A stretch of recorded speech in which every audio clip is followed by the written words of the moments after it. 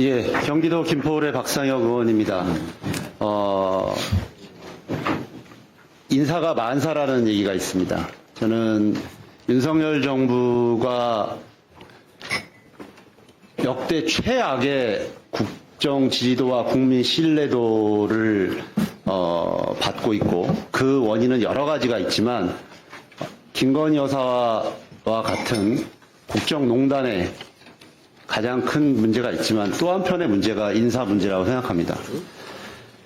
단순히 자신들의 권력을 잘 이용하기 위해서 인사를 하는 것이 아니라 어떻게 하면 대한민국의 민주주의를 발전해왔던 기간을 잘 망칠 수 있을까를 보여주는 그 대표적인 사례들을 우리는 목도하고 있습니다. 방통위가 그렇고 방심위가 그렇고 국민권익위가 그렇습니다. 저는 오늘 이 자리에 국정감사를 보고 있는 많은 국민들께서 느끼시는 딱 한 가지는 이럴 겁니다. 아, 대한민국에서 절대로 공익신고를 하면 안 되겠구나. 저렇게 법을 이른바 법꾸라지처럼 적용해서 국민들의 정당한 권리를 외면하고 오로지 권력자들에게 아부하는 사람들이 우리 국민권익위를 구성하고 있구나. 저는 이것을 보여주는 대표적인 사례라고 생각합니다. 정승윤 증인 좀 나와주십시오. 잠깐 멈춰주시고요. 멈춰주시고 정승윤 증인 앞에 나와주십시오.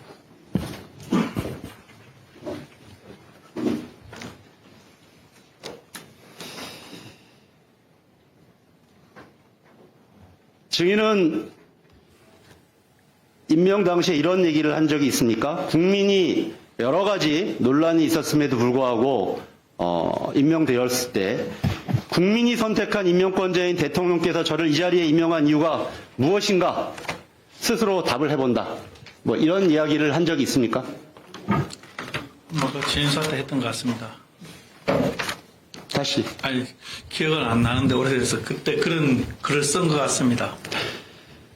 저는 바로 그 이유, 대통령께서 여러 가지 논란, 여성 혐오 등 여러 논란이 있었음에도 불구하고 왜 그 자리에 증인을 앉혔는가?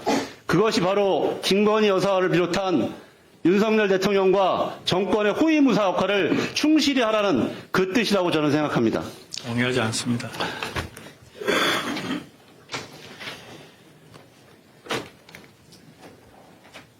박종민 증인. 네. 아까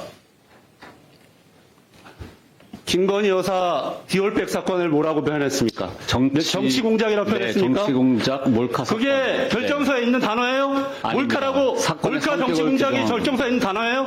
실체 판단을 한 적이 있어요? 규정한 것입니다. 아까 얘기한 것처럼 정치적인 목적을 유철한 증인 이용해서 들으세요. 아까 우리 존경하는 신장식 의원님이 얘기한 것처럼 이 사건과 관련해서 신고인인 참여연대에 대한 사실조사 한 적 있어요, 없어요?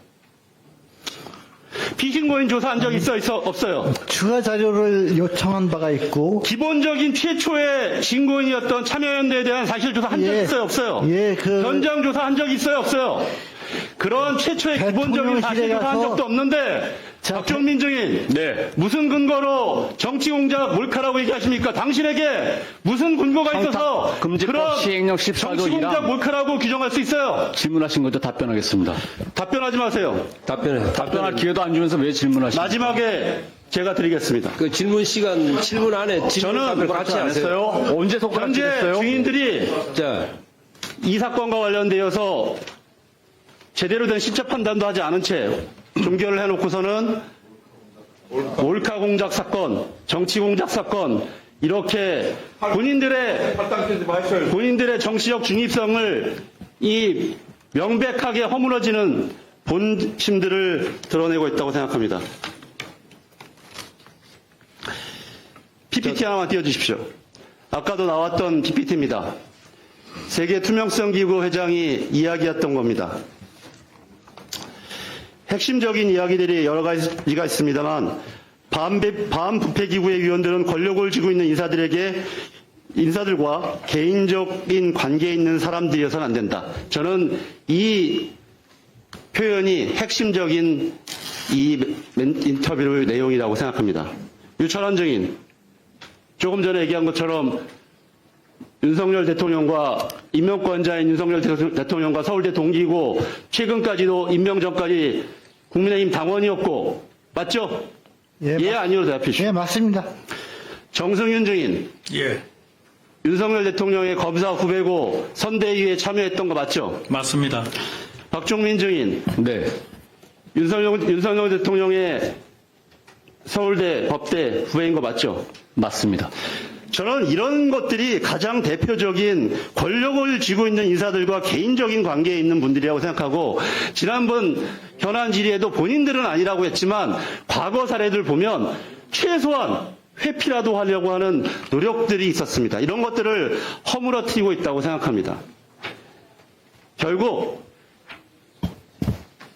지금 국민권익위원회는 단지 2024년 현재 국민들로부터 신뢰를 받지 못하고 있는 그 현상에 그치지 않습니다. 그래서 300만 원짜리 엿을 보내면 되는 것이냐라는 조롱과 비아냥의 문제가 아니라 대한민국의 국격을 추락시키고 있고, 증인들은 임기를 채울지 안 채울지 모르지만 이 자리를 떠나면 되지만 저 뒤에 앉아있는 수도 없이 오랫동안 국민권익위가 국민들로부터 신뢰받는 기관으로서 쌓았던 그 명성과 노력을 허물어뜨리고 있는 것들. 결국 아까 모두에 맞서 말씀드렸던 것처럼 이제는 윤석열 정부, 김건희 정권 치하에서는 절대 공익신고하면 안 되겠구나. 방심위원장 동생이 민원인으로 가장해서 신고하는 문제도 다시 돌려보내는 이런 마당에 어떻게 공익신고할 것인가, 이렇게 국민들로 하여금 걱정과 불안을 만들고 있는 것이 오늘 국정감사에서 우리가 얻은 교훈이다, 저는 생각합니다. 이상 마치겠습니다.